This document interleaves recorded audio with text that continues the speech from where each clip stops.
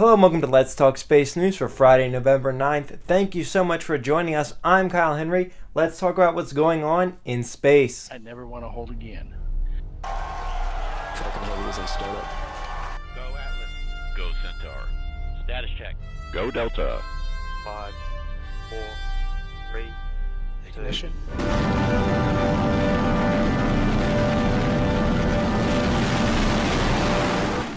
Our top story, we have some Orion news for you. First off, the Orion service module that will be used on Exploration Mission 1 arrived at the Kennedy Space Center earlier this week.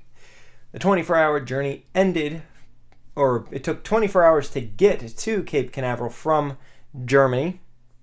And following a short stay in Florida, it will be headed to Ohio for vacuum testing, and then will be headed back to Kennedy Space Center for launch, to be decided on the date because it's SLS. I could tell you 2020 I think is the current scheduled date, but we all know it's gonna slip. But NASA's been conducting some water recovery testing of the Orion capsule. This testing occurred aboard the USS John P. Murtha. And holy cow, this picture, let's go full screen. When I saw this picture, it just blew my mind. It's so beautiful. Like, oh my god. The colors and sorry. But this was the 7th recovery test of a Orion capsule done in the ocean. These tests were basically to verify like the methods that they'll be using for when crew are flying it and when the uncrewed launch of Exploration Mission 1. So, yeah. But staying with NASA, let's head over to the ISS. The HTV-7 vehicle has departed the station earlier this week. Now, this HTV was special as it is carrying a test re-entry capsule similar to what was used on the Progress resupply vehicles during the Mir era. This re-entry capsule will be used to bring home some crystals. Not 100% sure why they needed to fly on this versus on a Dragon. These crystals were made in the Japanese module. I think were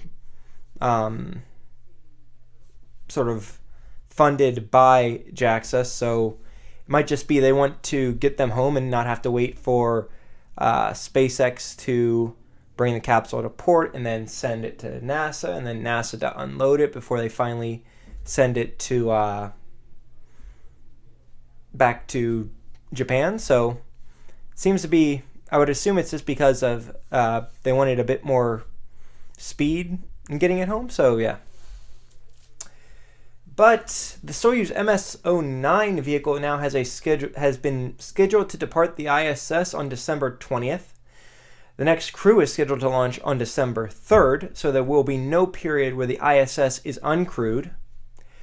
Now, there is no news on how the Soyuz MS-12 crew will be affected in which crew actually flies. If you remember, this flight was supposed to carry the first United Arab Emirates astronaut to the ISS. But that astronaut was only meant to stay at the station for a couple of days between when Soyuz MS-10 departed and when Soyuz MS-12 got there and Soyuz MS-10 departed. So whether or not that astronaut will still be flying, and if he does, if it'll be for the full year, we don't really know 100% right now. But I'm assuming as we get closer to the launch date for MS-11, we'll know a bit more about what's going on. And the Icon launch was delayed again, and I swear if we upload this video and they've literally just announced a new launch date, I am going to be so mad and we're just not going to talk about Icon anymore. Because literally if they do that, that's like the third time where we've done a video, said something, and then the information turns out to be wrong because they do an update in the time between when we're finish filming and when we finish editing this video. So right now at 9 o'clock, we waited till the end of the day just to make sure that there wasn't gonna be a new launch date announced. But right now There is no launch date planned. Obviously, that could change. So, yeah. But the Icon launch was scrubbed due to off-nominal data that was found out, or that was discovered during the captive carry test. So, hopefully they'll get Icon launched eventually. At this point, this thing seems to dislike to stay on the ground, but they'll get it eventually. Good luck, guys, when you do. But DARPA, the Defense Advanced Research Project Agency, has announced the potential launch sites for their rapid launch competition. The rapid launch competition will see teams compete to launch a vehicle out of one of the 9 sites announced today and then launch. And this is going to be a short notice launch. After that first launch, they will launch a second one from a different site within weeks of the other launch. So it's basically to test that U.S. facilities are, or U.S. companies are capable of doing multiple launches really quickly. It's a really interesting project. So kind of excited to see this one go. But the 9 sites, 5 of them are for vertical launches, and 4 of them are for horizontal launches. So what Pegasus is, or what Virgin Orbit's Launcher 1 is. But the vertical launch sites selected were Wallops, Cape Canaveral, Vandenberg, Kodiak, and San Nicolas Islands in California.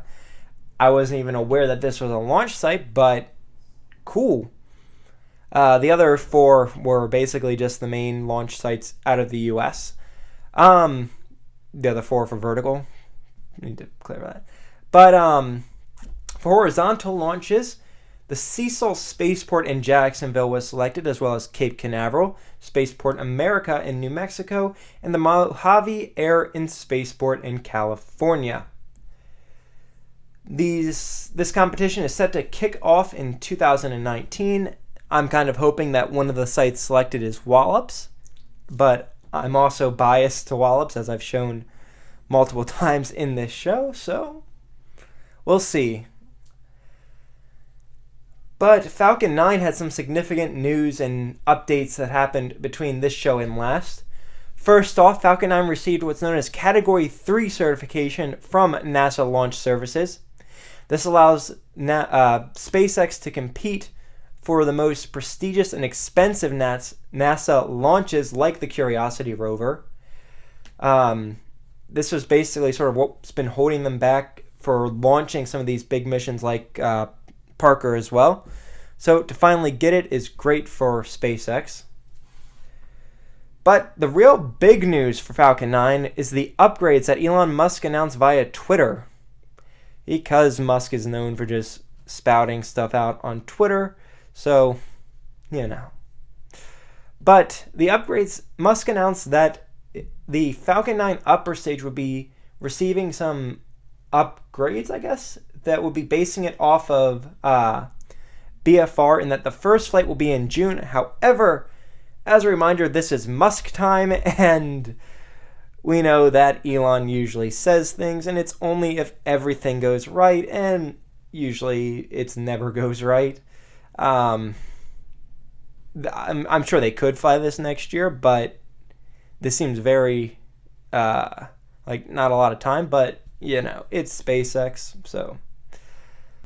But the upgrades will allow them to test orbital reentry with a light heat shield and some high Mach control surfaces. They need to test these for BFR so that they know, for one, that the surfaces can work, and that basically they can't really do it on like the Grasshopper test that they've announced for BFS in the coming year or two, just because they need that a lot more reentry speed. So it'll be interesting to see how this all works out. They said that they aren't going to be doing. I'm saying a lot, but they aren't going to be doing. They aren't going to be doing propulsively landing these upper stages.